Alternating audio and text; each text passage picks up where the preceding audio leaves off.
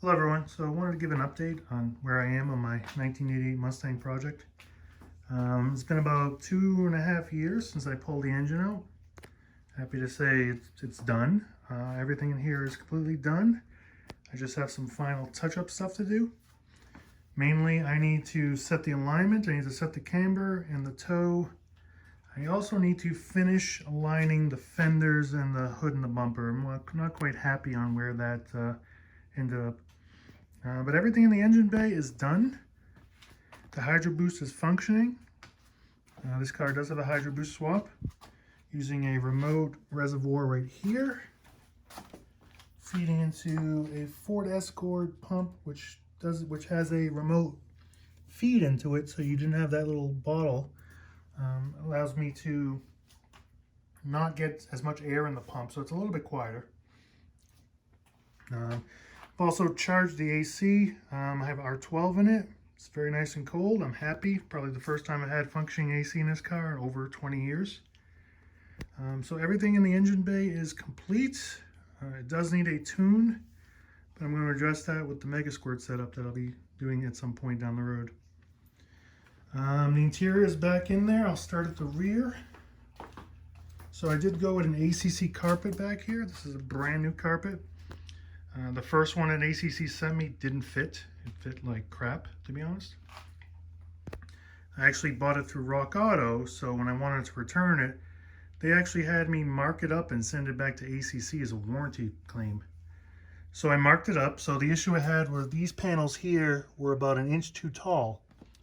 So I marked it to have those shortened, and when they came back, this carpet actually fits quite well now. I'm actually impressed. Probably a little bit short at the end, but not a big deal.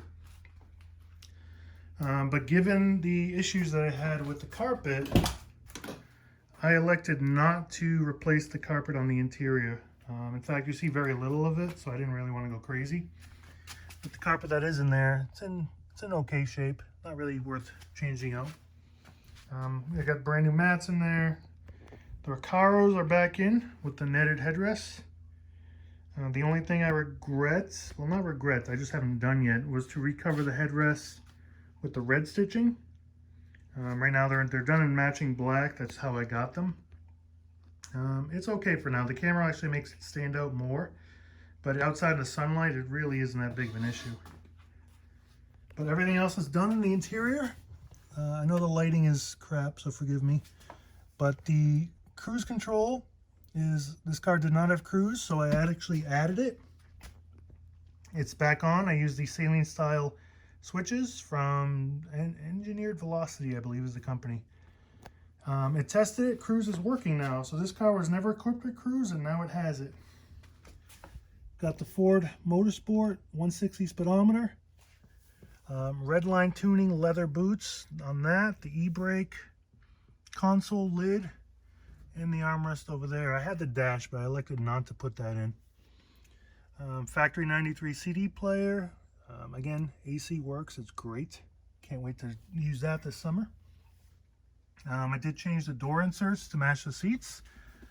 And the back seat, let me flip it open. The back seat is actually a Corbeau kit, the Corbeau vinyl seat that you can get on LMR. I went with this thinking at some point down the road I will just cut the inserts out and have them recovered to match the front seats. But they're actually completely different style. I believe these are called a French seam with this kind of stitching. And these have the piping, so they're completely different. So more than likely I'll end up picking up another stock Fox body rear seat and having that recovered to better match the front Recaros. Then I can sell that. I'm sure I'll be able to sell that pretty easily. What else? New quarter windows are on. These are the LMR repos from Scott Drake. I'm happy with them. I think they're actually pretty good. I know they don't come with Mustang, but this is actually the decal you can get on eBay. So even close up, you really can't tell that's a decal. You can see everything in the reflection in the window though. I took the 98 Cobra wheels off, and I ended up putting back they're kind of like 9901 Cobras, but these are actually off a 2004 GT. They were an option for 03, 04. I think, to be honest, they just stand out way better on the car. The lighting in here is terrible because I have these two overhead lights on, but they pop out in the daytime in the sunlight. I'm sure some of you probably follow me on StangNet or Instagram and have seen the car in better lighting.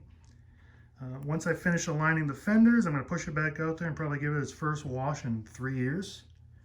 As you can see, it's got water droplets and everything. It really needs a good detail, wash, buff, etc. But it'll get that very soon. A couple more things to do. I need to finish bleeding the brakes. They're a little bit spongy. The front brakes, as some of you may know, these are Pontiac GTO calipers, which are similar to C6.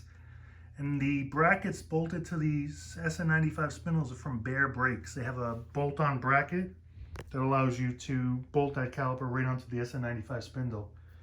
So no grinding, no trimming, and the pad, most importantly, sweeps the entire face of the rotor, not the outer intercell like the Cobra. So it's a really good bite.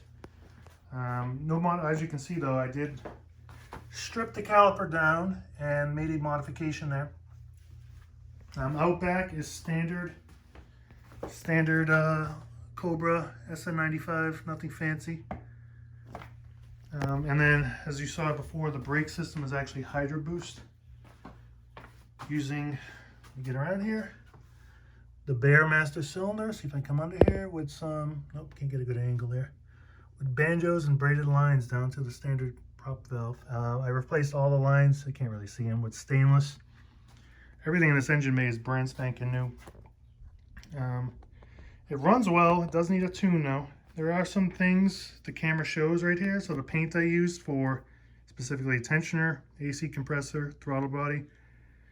It started out silver, but it's discolored a little bit. So I may have to redo these things next winter.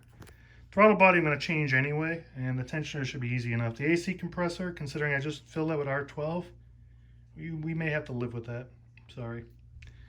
But that's where we are now. There's still a couple more small things to do. The car idles well. The fan I'm using, if you see my other video, using the contour fans with a PWM controller. Right now I'm manually controlling that until I get my Megasquirt in. I may actually build an Arduino setup and plumb a coolant sensor in and just run it off that for now. I think the Megasquirt is going to be a winter project. I really want to get out and put a few miles on the car. But overall, I'm kind of happy with where I am right now. Especially the interior. I really love this interior. It's very comfortable to sit in. I know the lighting isn't the best, but I kind of wanted to do it in a way that would have been stock had Ford had done something like this. So nothing stands out too much.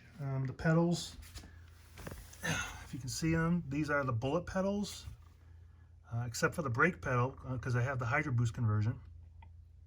But I actually plan on modeling metal, so I can have it laser cut and then weld it together and then shape it in such a way that I can probably get one of these pads on there. And I'm sure once I do that, quite a few people are going to be interested in that. So I'll see if I can make it in such a way that I can make more than one. This car is an 88, so I had to make a custom mount for the fuse box. Again, I designed it in SolidWorks, laser cut it, printed it out, cut it out, and it's 90 degrees from where it would be in the 01, the 90 to 93 cars.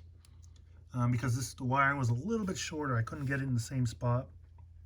But it works okay for me. So that's about it. I need to finish the seat belts because the bolts at the bottom are stripped. I did install the 90 to 93 shoulder belts. I have a video on that. I'll come around to this side here.